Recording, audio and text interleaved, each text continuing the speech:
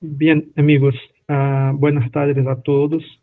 Es un gusto tener a ustedes para más un webinario de nuestro capítulo latinoamericano de la Sociedad Doha Internacional. En pocos días, nosotros pasaremos a llamarnos como Sociedad Regional Latinoamericana de la Sociedad Doha. Entonces, pero más adelante les enviamos todas las nuevas marcas y formas de mencionar adecuadas, pero me gustaría antes de empezar comentarles que con este webinário de hoy de Fernanda, empezamos una serie de webinarios que haremos a lo largo de este año con investigadores, con estudiantes, con postdocs latinoamericanos que hacen investigación en Doha, pero que están trabajando fuera de Latinoamérica. O sea, para nosotros nos pareció importante también enseñar para ustedes y discutir con ustedes lo que están haciendo hermanos latinoamericanos que hoy trabajan en Doha, unidos a Latinoamérica, pero fuera de Latinoamérica. Y entonces, en estos términos que hoy es un gusto tener con nosotros Fernanda Morales, que va ahora a ser introducida a ustedes por nuestra consejera y amiga, doctora Paola Casanello, que va a hacer entonces la presentación de Fernanda. Por favor, Paola, adelante. Bueno, buenas tardes a todos. Quiero presentarles a Fernanda. Fernanda es una estudiante de doctorado, ya casi terminando, financiada por el Wellcome Trust en el Molecular Genetic and Life Course Epidemiology en la Universidad de Bristol, en Inglaterra. Antes hizo un Master of Science en nutrición en el Global Health, en salud global, en la London School of Hygiene and Tropical Medicine en Londres. Y su pregrado, su undergraduate, lo hizo en la Universidad Católica, donde yo tuve el gusto de conocerla y de trabajar con ella en la carrera de nutrición y dietética, ¿sí?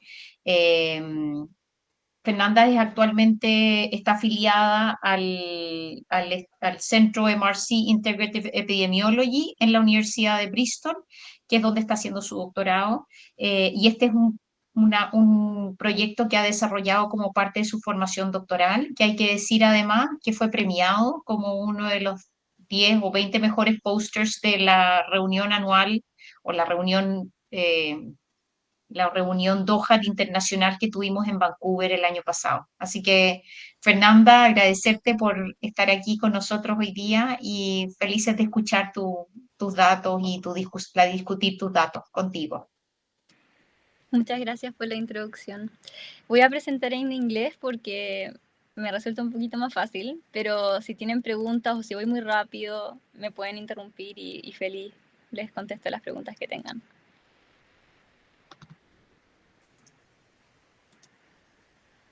¿Pueden ver mi pantalla? Perfectamente. Súper. Bueno. Hi, my name is Fernanda. I'm a Wellcome Trust PhD student at the University of Bristol, and today I'll be speaking about our Mendelian randomization study on the impact of maternal blood pressure on perinatal health. According to some observational studies, higher maternal blood pressure may be associated with adverse perinatal health outcomes, such as preterm birth and lower birth weight. However, these studies could have been influenced by confounding and measurement error.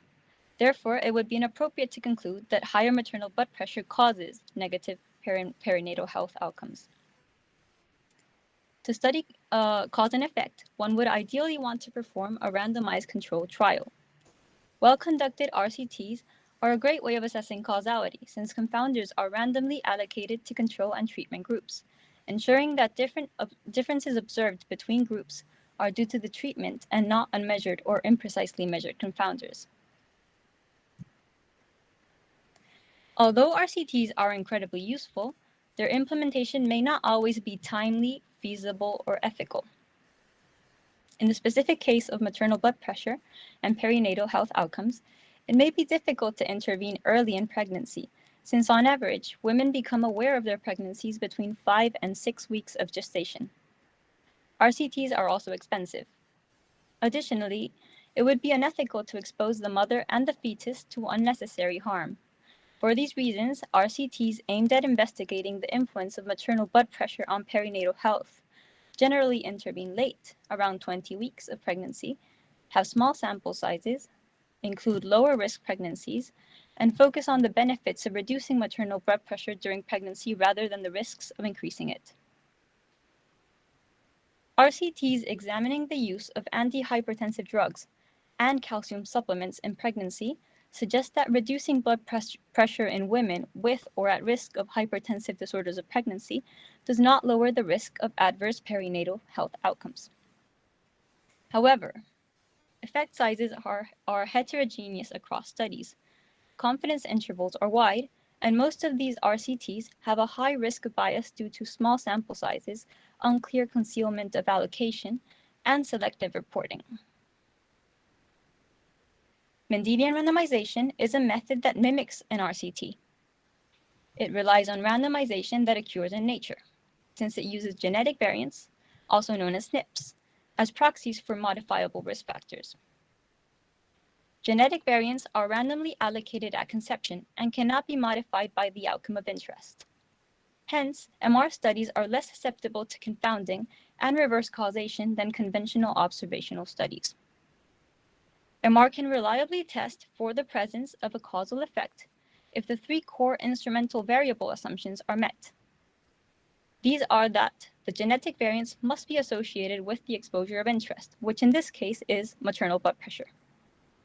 They must not be influenced by factors that influence the outcome and must only influence the outcome via the exposure of interest and not via other pathways. Genetic variants used as instrumental variables can be obtained from published genome-wide association studies, which look for associations between genetics and traits, such as blood pressure. Maternal genetic variants are increasingly being used to study the effects of maternal exposures during pregnancy on offspring outcomes. MR studies conclude that elevated maternal blood pressure may be causally related to lower birth weight, lower gestational age, and lower birth length. To date, MR has not been used to examine the genetically predicted effects of maternal blood pressure on other perinatal outcomes. Therefore, the aim of the study was to use two-sample MR to systematically assess the effects of maternal systolic and diastolic blood pressure on a wide range of perinatal health outcomes, including continuous and binary offspring outcomes, and binary maternal outcomes.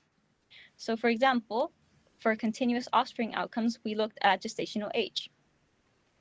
As an example of binary offspring outcomes that we looked at in the study, we looked at low birth weight and high birth weight. And for example, for binary maternal outcomes, we looked at miscarriage and stillbirth. So in other words, in simpler words, we wanted to see whether genetically predicted higher maternal blood pressure was associated with a higher risk of adverse perinatal outcomes using blood pressure genome-wide association study data obtained in one sample, and then also perinatal outcome genome-wide association study data obtained in another sample. So that's why it's called the two-sample Mendelian randomization study. In terms of methods, we selected genome-wide significant SNPs, or genetic variants, from the largest genome-wide association study of blood pressure available. This is the study by Evangelo et al. We performed inverse variance weighted MR analyses, which is the main method that we usually use in Mendelian randomization, to assess the associations between the exposures and outcomes from each of the different data sets that we have. So in this case, we have, for the exposure data set, we have this big blood pressure genome-wide association study. And for the outcome, we have 4 different data sets. One of them is Ausbach, based in the UK.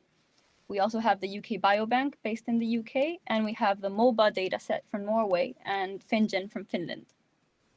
So we conducted the Mendelian randomization analyses for each of the exposure outcome data sets separately. And once we obtain estimates for each of these cohorts, we then use cross-cohort fixed effect meta-analyses weighted by inverse variance to combine the effects across different studies. And then we use a false discovery rate correction to account for multiple testing.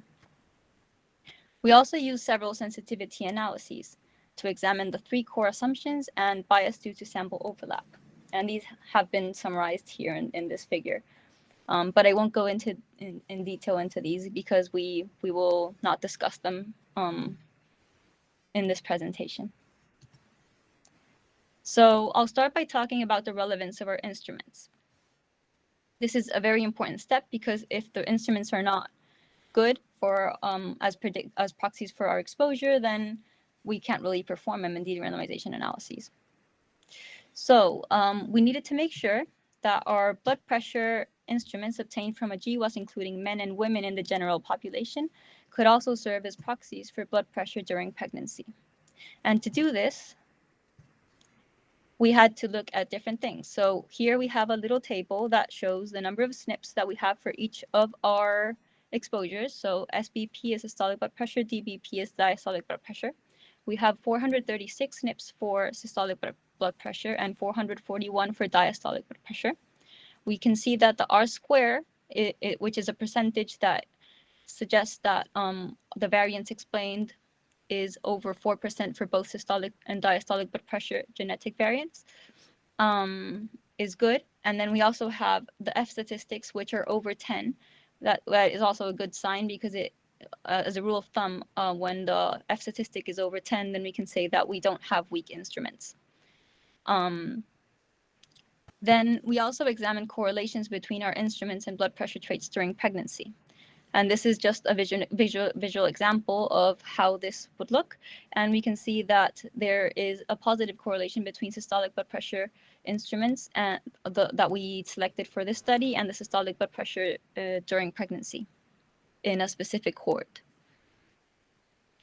We also did this in different cohorts, and we found evidence of a positive correlation between our instruments and blood pressure in pregnancy in general. So hypertensive disorders of pregnancy, preeclampsia, gestational hypertension, and systolic and diastolic blood pressure during pregnancy across all outcome data sets. Next, I will show you the main results. So these are shown here in the figure. And I'll also discuss some of the sensitivity analyses, which are the ones that are usually used in Mendelian randomization studies. And the idea of this was to assess whether the maternal genotype could be influencing perinatal outcomes through pleiotropic pathways, which are pathways that do not involve the exposure of interest, which in this case is maternal blood pressure, as shown in the figure. So any pathway that would be from maternal genotype to perinatal outcome that does not include maternal blood pressure would be a violation of this assumption. So here we see the main results for systolic blood pressure on the left and diastolic blood pressure on the right. We see that a 10 millimeter of mercury increase in maternal systolic blood pressure is associated with an increase in the odds of preterm birth, very preterm birth, low birth weight, small for gestational age, and induction of labor. We also see that a 10 millimeter of mercury increase in maternal diastolic blood pressure is associated with a decrease in the odds of high birth weight. If we zoom into these results, we can see that results are consistent across the different Mendelian randomization methods. And you can see the same for diastolic blood pressure. You may have noticed that we also found an association between maternal systolic blood pressure and high birth weight, as well as between diastolic blood pressure and preterm birth, post-term birth, small for gestational age, large for gestational age, and elective cesarean section. However, these results did not pass the false discovery rate correction, possibly due to limited power. Here we see results for continuous outcomes. So same as before, systolic blood pressure on the left and diastolic blood pressure on the right. We can see that an increase in both systolic and diastolic blood pressure is associated with lower birth weight and lower gestational age. If we zoom into these results, we see that estimates are consistent across methods again. Overall, sensitivity analyses supported the results from our main analysis. But for simplicity, I've decided to exclude these results from the presentation, but I'd be happy to discuss them with you afterwards if you'd like. And here are just some limitations. There are many others, but these are the ones that I thought would be interesting to discuss today. So we obtained genetic association data for systolic and diastolic blood pressure from a genome-wide association study that was not specific to pregnancy, as it included men and mainly non-pregnant women. So this could be seen as a limitation, but since we did assess the relevance of our instruments and we saw that our instruments were quite strong, we feel confident that this is probably okay and we shouldn't worry about this. Also, our analysis was conducted on individuals of European ancestry only. So this makes our results less translatable to other populations. And before we generalize our results to other populations, it would be good to replicate the analysis in other groups of with other ancestries. Also, for example, in the UK Biobank, participants tend to be healthier than in the general population, and this could bias our results as well. So we have a healthier population in our sample, and therefore our results might be biased towards the null. But in any case, that would be the best scenario. It's better to be biased towards the null than away from the null. And also the final limitation that I'm going to discuss today is that to accurately estimate the magnitude of the causal effect, Mendelian randomization analyses rely on an additional assumption. So I'm not going to go into detail, but it's just important to know that we can't really interpret that number that we get when we run a Mendelian randomization analysis unless we meet the other assumption that is necessary for this. So in conclusion, higher maternal blood pressure may result in lower birth weight and lower gestational age, higher odds of preterm birth, very preterm birth, low birth weight, small for gestational age, and induction of labor, as well as lower odds of high birth weight. Power is still limited for some outcomes, but should increase once we include the latest MOBA dataset. And the lack of supporting evidence from RCTs may be due to the fact that interventions targeting pregnant women are too late and short-term to result in any noticeable improvements.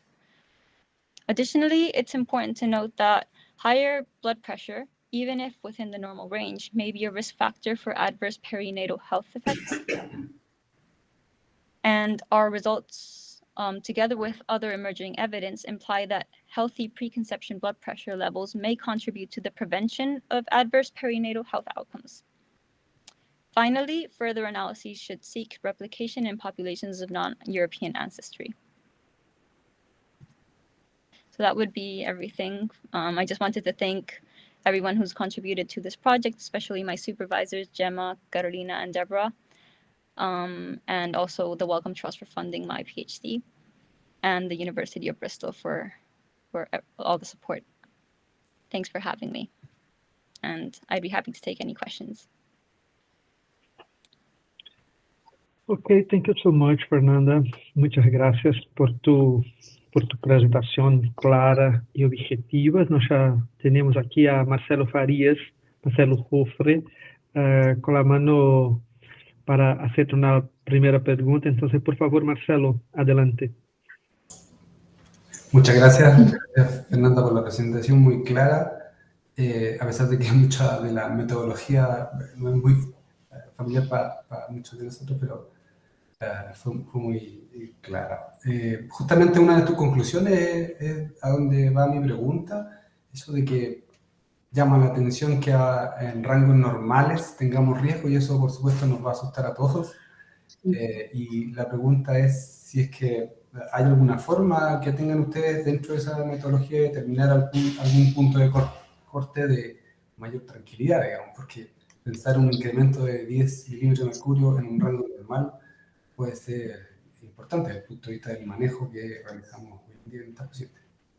Y de paso, una pregunta, si aclaras un poco más sobre en qué momento se toma la presión, si es solo una toma por paciente o se refiere a la presión al final del embarazo. No me quedó muy claro esa exposición a qué se refiere sobre la opción anterior. Gracias. Muchas gracias por tus preguntas. Bueno, con respecto a cuándo se toma la presión, este es un estudio muy grande que usamos para nuestra muestra de Fernanda, un ratito apenas.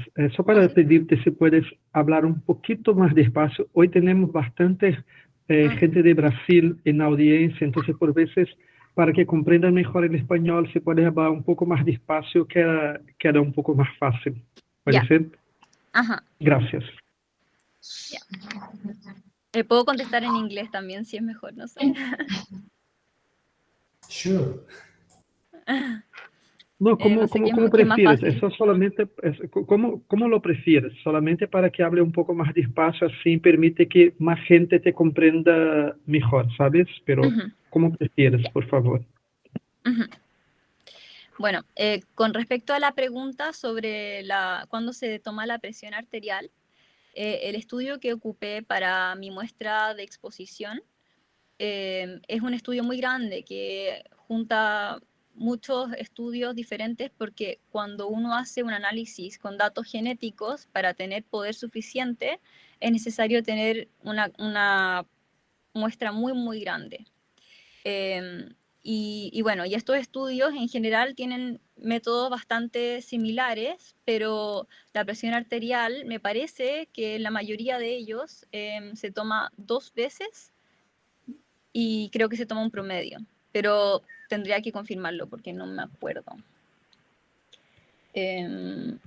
Y claro, en el fondo, el método del Mendelian Randomization lo que hace es que provee un número que corresponde a tu riesgo a lo largo de la vida, no es en un momento específico de la vida. Entonces nosotros estamos tratando de decir, bueno, ¿qué pasa si es que la mujer embarazada tiene la presión elevada, pero en realidad los datos que nosotros estamos ocupando están medidos en la población general, hombres y mujeres que no necesariamente están embarazadas, y bueno, voy a averiguar eso de cuándo se toma la presión arterial y te cuento. Y la otra pregunta era, no me acuerdo. Es respecto de si hay alguna manera, desde el punto de vista metodológico, con lo que ustedes hacen, de determinar algún punto de corte Ya. que pudiera ser de riesgo seguro. Sí, buena pregunta. Bueno, sí, lo que pasa es que justamente ya que tenemos esta otra assumption que no necesariamente evaluamos, no podemos decir a quiénes necesariamente esto afecta, ni cuánto es, o sea, en el fondo no podemos calcular como el riesgo exacto en términos de número, ya que no hemos como mirado esa otra assumption. Pero, claro, en el fondo lo que sería ideal sería hacer un randomized control trial. Lo que nuestro estudio está demostrando simplemente es que cuando la presión arterial aumenta en una escala continua, que no necesariamente está asociada a un hypertensive disorder of pregnancy, entonces ahí puede haber un aumento de riesgo de efectos adversos durante el embarazo. Pero no dice más que eso, en realidad. Y no hay que como concluir cosas que quizás no tenemos el poder de concluir. Sí. No sé si se entiende. Es similar a lo que pasa con la glicemia en el embarazo. Niveles normales de glicemia, pero comparados con niveles más bajos, eventualmente también tienen riesgo. Hay un riesgo continuo asociado a riesgo perinatal, digamos, asociado a la glicemia. Así que es algo parecido. Muchas gracias. Gracias por tus preguntas. Buenísimo. Entonces, Erika Suárez, por favor. Hola, muchas gracias, Fernanda. Muy bonita, ¿no? Presentación, sobre todo por el modelado, ¿no? Matemático, los cálculos. Creo que realmente, ¿no? Esta ciencia de datos siempre es necesaria conocer un poco más de qué tanto nos puede predecir, ¿no? De lo que estamos viendo con varias variables y, como dices, en cortes muy grandes. Yo tengo como varios detalles que a lo mejor no capté muy detalladamente, sobre todo, ¿cuáles fueron tus variables confusoras que tomaste en consideración para este modelo? Ujú. Sí. Bueno, sí, es una muy buena pregunta. Y justamente esa es una de las ventajas del método. El Mendelian Randomization considera que ya que tenemos variantes genéticas que actúan como proxy de nuestra exposición, y ya que las variantes genéticas están determinadas al momento de la concepción y que no están influenciadas por las cosas que nos pasan durante la vida, entonces no hay variables confusoras, en teoría. En teoría no deberían haber. Entonces, si yo fumo, mi genética no debería cambiar. Si yo tengo un nivel socioeconómico más bajo, tampoco debería afectar mi genética. Y esa es una de las fortalezas de este método. Pero claramente existen variables confusoras que uno no puede necesariamente tomar en cuenta y son un poco complejas y preferí no mencionarlas, pero esto tiene que ver con la segunda assumption del Mendelian Randomization, que es el Independence Assumption. Y estas posibles variables confusoras serían el Population Stratification, que tiene que ver un poco con la ancestría de nosotros y la gente que vive cerca. Si yo probablemente por vivir donde vivo tengo una genética más parecida a mi vecino que la persona que vive en otra región. Y eso tiene que ver con population stratification. Y eso siempre puede ser algo que está afectando nuestros resultados, pero, por ejemplo, al limitar nuestro estudio a una población europea, estamos limitando ese population stratification. Otra cosa que se hace es que cuando se corre el análisis del Genome-Wide Association Study, cuando se ven las asociaciones entre la genética y nuestra variable de interés, que es la presión arterial, también se toman en cuenta el population stratification y se ajusta el modelo por los principal components. Ajá. Y eso también reduce la probabilidad de que haya population stratification en el análisis. Esa es una de las cosas. Otra de las cosas que podría ser una variable confusora en este análisis, que podrían afectar nuestra genética, porque esa es la condición para que sea una variable confusora, tiene que afectar el outcome, que son los perinatal outcomes, y también nuestra genética, que sería la variable que estamos usando como el proxy. Y la otra sería, por ejemplo, el assortative mating, o sea, que yo, por ejemplo, probablemente tengo una genética un poco más parecida a mi marido. Por ejemplo, si yo no fumo, probablemente me voy a casar con alguien que no fuma. Entonces vamos a tener una genética que nos predispone a los dos a no fumar. Y en ese sentido podemos ser un poco más parecidos y eso podría hacer que nuestros hijos también tengan esa genética que los predispone a no fumar. Y eso sería una de las formas también de bias. Pero es poco probable que eso afecte nuestros resultados en este caso. Porque, claro, como también existe el dynastic effects, que sería, por ejemplo, que esa es la tercera forma de variable confusora que habría en este contexto, que sería que, por ejemplo, hayan variables que son externas a la genética, por ejemplo, no sé, que la abuelita cuida al niño y el niño entonces cambia su comportamiento en base a lo que la abuelita le dice que tiene que hacer. Y eso sería un dynastic effect. Y eso es poco probable en este caso porque nuestro outcome está medido al momento de nacer. Y eso yo creo que es una fortaleza de este estudio en particular. Pero muchas veces, cuando se usa este método en el contexto DOHAT, hay que tener eso en cuenta, porque es un riesgo.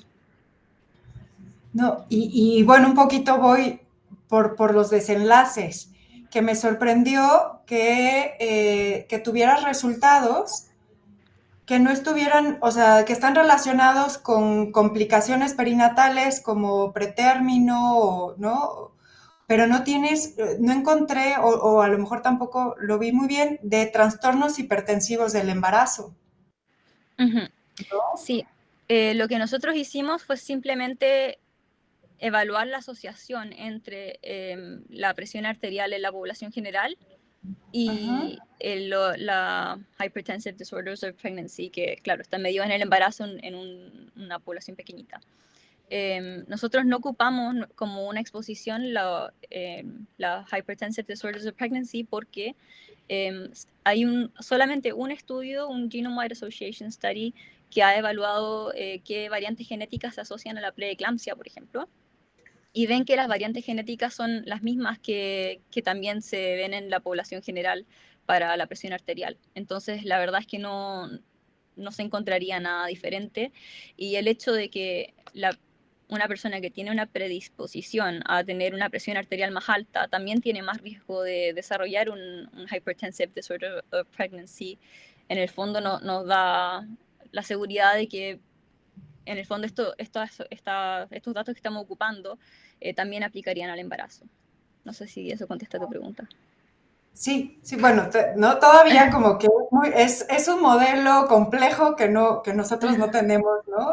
Mucho conocimiento, entonces hay que asimilar esa información, pero me quedo como con varias tareitas interesantes, ¿no? De estudiar. Y al último, nada más ya rapidísimo, ¿han pensado buscar efectos? Estaban midiéndolo o vieron los efectos en el crecimiento fetal, pero no vi si también frecuencia cardíaca fetal la habían, o esa no la tomaron. No la miramos, pero podría averiguar si es que esa variable se ha medido en estas cohortes que estamos ocupando. Esto es todo parte como de un esfuerzo, una colaboración entre varios estudios en Europa, y está creciendo. Entonces puedo preguntar y ver si es que tienen esos datos. Sería interesante. Sí, porque imagínate el efecto de la madre y si se ve también desde el feto, efectos en frecuencia cardíaca. Pero bueno, muchas gracias, Fernanda. Felicidades. Gracias a ti. Gracias, Erika, por tu pregunta. Carlos Grandi, amigo, por favor, adelante con tu pregunta. Bueno, primero felicitarte por tu estudio, Fernanda. ¿Se escucha bien? Sí. Voy a hablar despacio, como dijo Antonio, porque la primera cuestión es, cuando uno habla de variables de confusión, tiene que tener en cuenta que hay además variables que se llaman mediadoras. O sea, la variable de confusión tiene que tener efecto sobre el factor de riesgo y el outcome. En cambio, la variable mediadora no, la variable mediadora tiene efecto durante el proceso. ¿A dónde voy? Las variables mediadoras no deben ser controladas, por ejemplo, en una regresión logística. La segunda pregunta es, me llamó la atención, quizás porque lo vi muy rápido, el punto de corte del coeficiente de determinación, el R cuadrado, que vos lo mostraste entre 4,28 y 4,70 aproximadamente. ¿Eso es para este estudio o para toda la población? Porque me pareció muy bajo.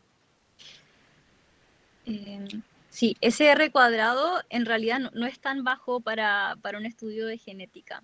Por eso, ahí está. Es para un estudio de genética. Porque para un estudio epidemiológico tiene que ser arriba de 70 para que sea importante como explicativo de la otra variable, ¿no es cierto?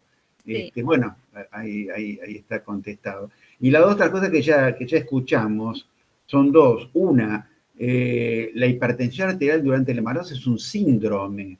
Hay una clasificación de enfermedades del embarazo. La más frecuente es la preeclampsia, porque todo el mundo la conoce, pero hay varios tipos. Mínimo son 4 o 5. Entonces, puede haber diferencias en los resultados.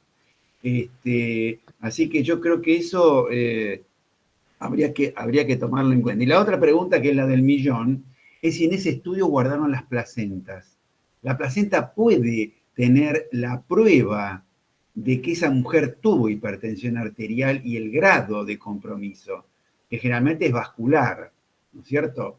Entonces, si ustedes guardaron la placenta, ahí tienen un proxy muy importante de si el outcome es verdadero o no. Y además, hipertensión arterial puede haber tenido un pico de hipertensión arterial y nuestros primos, los obstetras, lo que hacen es interrumpir el embarazo rápidamente, por lo menos en mi país. Es decir, la variable cesárea que ustedes leen como sea finalización del embarazo, hay que tener mucho cuidado porque en general con los juicios que se hacen a los obstetras por cualquier desenlace negativo, vamos a llamarlo entre comillas, les puede costar un dolor de cabeza. Entonces lo que hacen cuando la mujer consulta y tiene hipertensión arterial, no es que la observa, la internan y le bajan la presión y no, interrumpen el embarazo y tiene más de 34 semanas. Entonces vos tenés dos outcomes, tiene parto prematuro, por un lado, y segundo que fue un episodio, nada más de hipertensión arterial. ¿Tá? Por eso la placenta, si se puede examinar, dejaría bien aproximadamente el sello de que esa mujer tuvo la enfermedad. Muchas gracias. Gracias por las preguntas. Bueno, con respecto a lo que dice de los mediadores, sí, toda la razón. O sea, uno no debería ajustar por un mediador cuando uno está haciendo una regresión. En este caso no estamos mirando mediación, pero se pueden hacer estudios de mediación con Mendelian randomization también, que en el fondo es el mismo proceso. De hecho, hay un montón de estudios ya que están tratando de investigar, se puede hacer en 2 pasos, por ejemplo, se puede ver si es que existe un efecto de un factor a otro y después si ese factor influencia a otro usando Mendelian randomization. O también se puede hacer un análisis de mediación, o sea, simplemente como controlando por una variable extra, que es la que nosotros pensamos que es el mediador, y se ve si es que ese efecto de una variable sobre otra se atenúa o no al incluir ese potencial mediador en el análisis, que se llama multivariable Mendelian randomization, el método.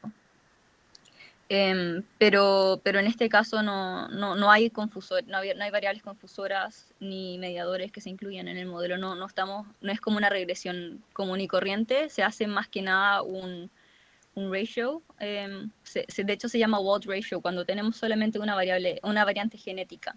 El resultado que se obtiene con un método que se llama Wald ratio, en el que uno ve si es que la variante genética está asociada con el outcome, y eso se divide por la asociación entre la variante genética y el exposure. Y ese te da un estimate de cuál sería la asociación. Y después, cuando uno tiene muchas variantes genéticas, eso se puede combinar con un método que en realidad es como un metaanálisis de todos los efectos individuales de las variantes genéticas que se obtienen. Y eso se llama un inverse variance weighted Mendelian randomization. No sé si eso contesta la pregunta, no sé si me quedó clara. Perdón, Fernanda, ¿puedes repetir este último término del análisis que hablaste en inglés ahora? Solo para yo tomar nota, por favor. Que está una verdadera clase para mí esta discusión. Por favor, este último que comentaste ahora, que se llama el análisis. Inverse variance weighted, Okay, IVW. right. Inverse variance weighted Mendelian randomization. Y ese es el método que se usa siempre para un two-sample Mendelian randomization. Que tenemos 2 muestras totalmente separadas, que no debería haber un overlap entre las 2 muestras. Esa es la condición. Y bueno, y eso me lleva a la otra pregunta de Carlos, que es sobre las placentas. No, nosotros no miramos placentas porque nosotros estamos haciendo solo análisis de datos en base a estudios ya publicados de asociación genética asociaciones entre genética y una variable de interés que puede ser, en este caso, los perinatal outcomes y también la presión arterial. Pero como son muestras no relacionadas, entonces no tenemos necesariamente placentas. De hecho, estamos usando datos genéticos de la población general, que no necesariamente son mujeres embarazadas. Y con respecto a que existen muchos tipos de hypertensive disorders of pregnancy, sí, eso también es un factor importante, y claro, y eso no lo podemos estudiar nosotros de momento con este método, porque no existen variantes genéticas para cada hypertensive disorder of pregnancy. O sea, por lo que se ha visto hasta ahora, solamente se ha visto con preeclampsia, que existe que en el fondo las variantes genéticas para preeclampsia son las mismas que se ven en la población general para presión arterial. Ahora, perdón, pero en las bases de datos que ustedes tienen de los niños y de los médicos obstetras, ¿No está la clasificación de qué tipo de hipertensión arterial tuvieron las mamás? En la historia clínica, a base de datos. Sí, pero lo que pasa es que yo no estoy usando datos individuales, estoy usando estadísticas como a nivel ya más poblacional. Ajá, entiendo. Que es la condición para este tipo de Mendelian randomization, pero sí, toda la razón. Eso, si uno hiciera otro tipo de Mendelian randomization que se llama one sample Mendelian randomization, en el que se hace todos en una sola muestra, uno puede, y uno tiene datos a nivel individual, uno podría en el fondo hacer ajustes y estratificar los análisis y tratar de ver si es que uno puede tratar de entender un poco mejor las asociaciones que se encuentran. Ok, gracias. Gracias, Fernanda. Paula, por favor. Fernanda, bueno, felicitarte por este trabajo tan elegante, tan bonito, ¿sí? Y tan claramente presentado. Eh, cuando estás hablando de los cambios en la presión arterial de la mujer, de la mamá, y los efectos que tiene en su niño, la presión arterial sistólica, diastólica dan cuenta del manejo cardiovascular de la mamá, pero puede haber otros factores que también determinan riesgo cardiovascular que podrían llevar a outcomes perinatales sin cambiar necesariamente la presión, como pudiera ser los lípidos en la sangre, como pudiera ser, no sé, riesgo de trombosis o otros factores de la obesidad. Otros factores que, como decías tú, que estos cambios de presión incluso en el rango normal de presión o riesgo cardiovascular o antecedentes que predisponen a riesgo cardiovascular que se puede desencadenar con el embarazo, pero que no cambió la presión de la mamá, que también pudieran estar ensuciando. ¿Hacen alguna limpieza de otros factores cardiovasculares paralelo a la presión? Claro, es que justamente esa es la ventaja del Mendelian randomization, que ya que estamos usando variantes genéticas que están asociadas a el aumento de presión arterial y que solamente debiesen estar asociados a ese aumento de presión arterial y no a esos otros factores, entonces podemos estar bastante tranquilos de que probablemente esas variantes genéticas no están asociadas a la obesidad o a otros factores que puedan también generar complicaciones en el embarazo. Y bueno, lo que hicimos también como un análisis de sensibilidad, no sé cómo se dice en español. Cuando hicimos unos análisis igual para explorar ciertas vías que podían estar asociadas con el outcome, como por ejemplo, no sé, la paridad o otras variables, y resulta que estas variantes genéticas no parecen predisponer a ninguna de estos factores. Entonces por aquí tengo una lista de las variables que miramos.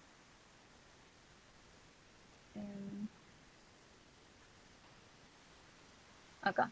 Entonces, miramos la asociación, o sea, el efecto genético de estas variantes genéticas sobre el consumo de alcohol, la edad de primer parto, el embarazo, educación, edad de último parto y la paridad. Y no parece haber ningún efecto sobre esas. Entonces, lo más probable es que no haya un mecanismo a través de esas variables hacia el outcome de interés. Pero sí pudiera ser que, o sea, estoy segura que en eso son como 80 SNPs, ¿no? Que están incluidos en tu genome-wide, o no, 400.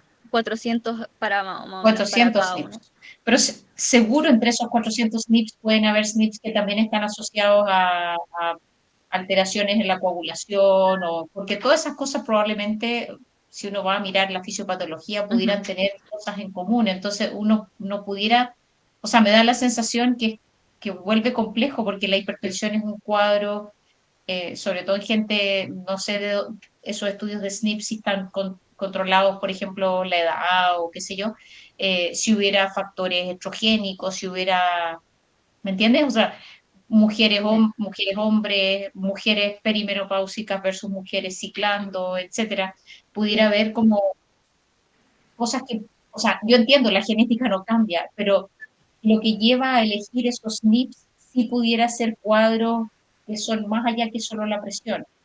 No sé si me doy a entender, o sea, yo sé que es una ignorancia No, mía, pero entiendo ¿cómo perfecto. explicarlo?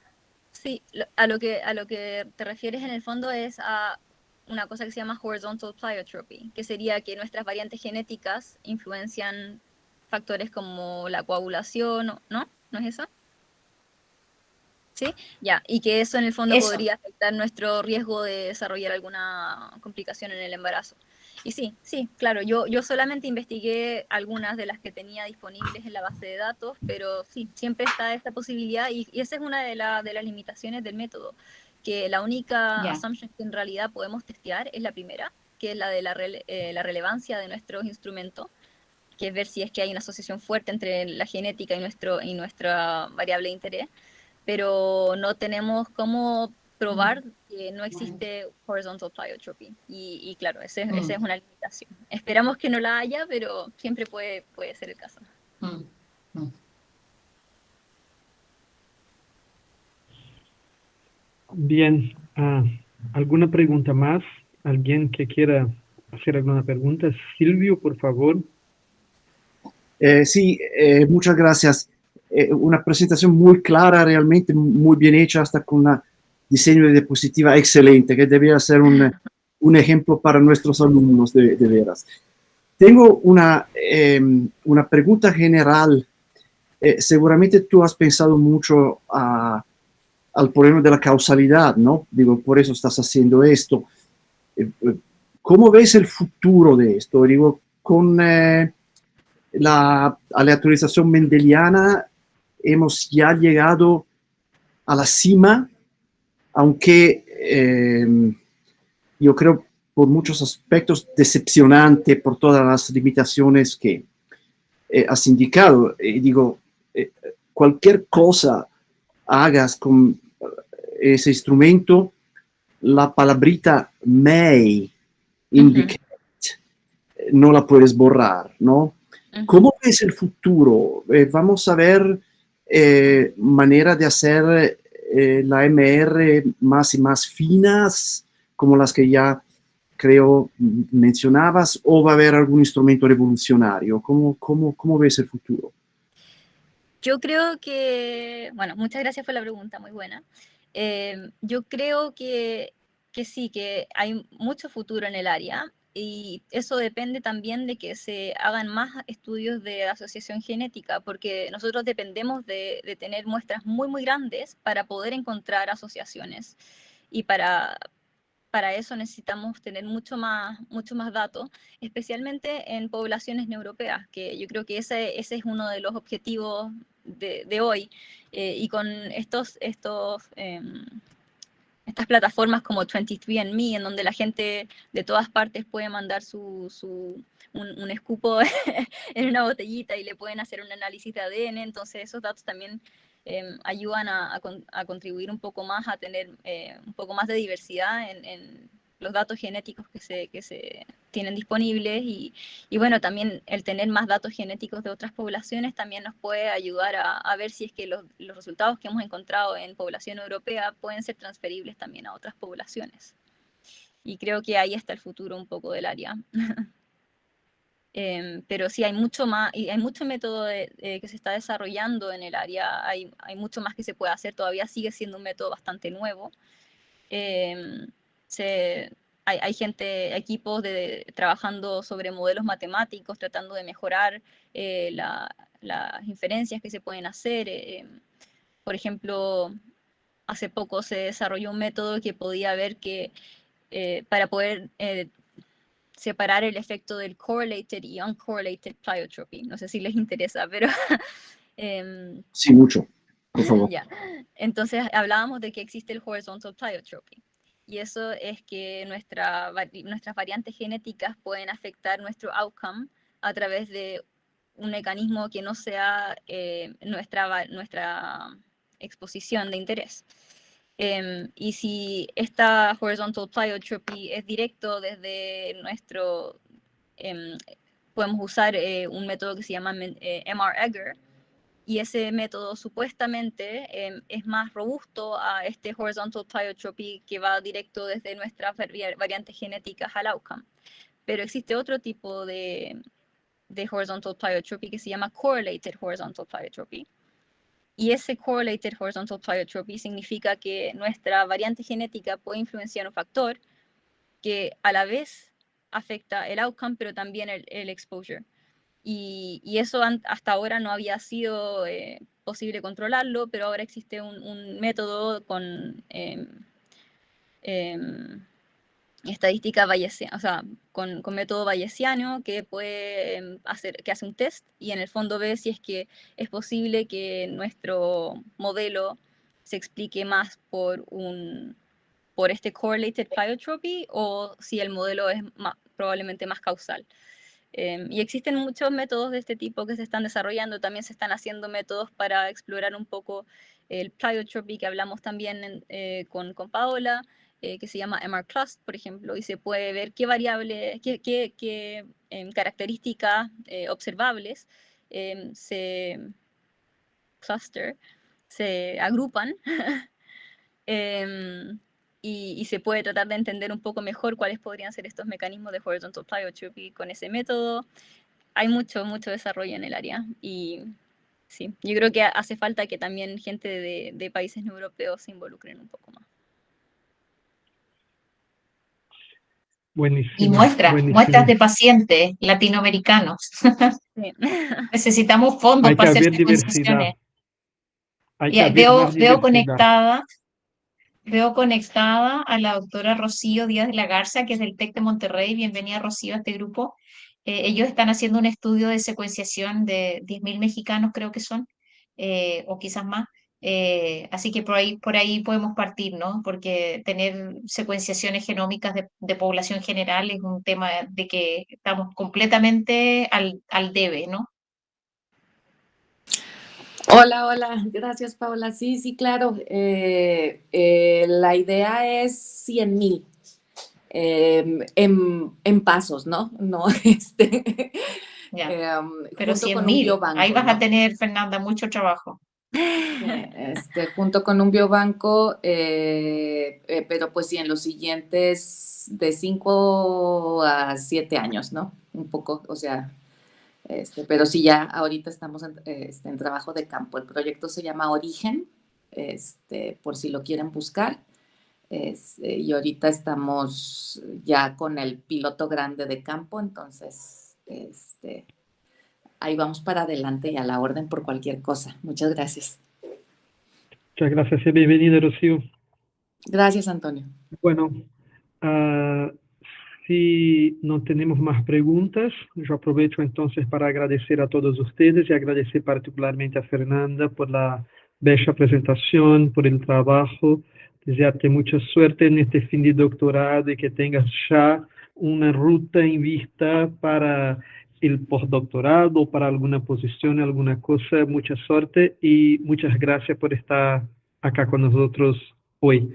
Bueno, amigos, entonces nos vemos en un mes para nuestro próximo webinario.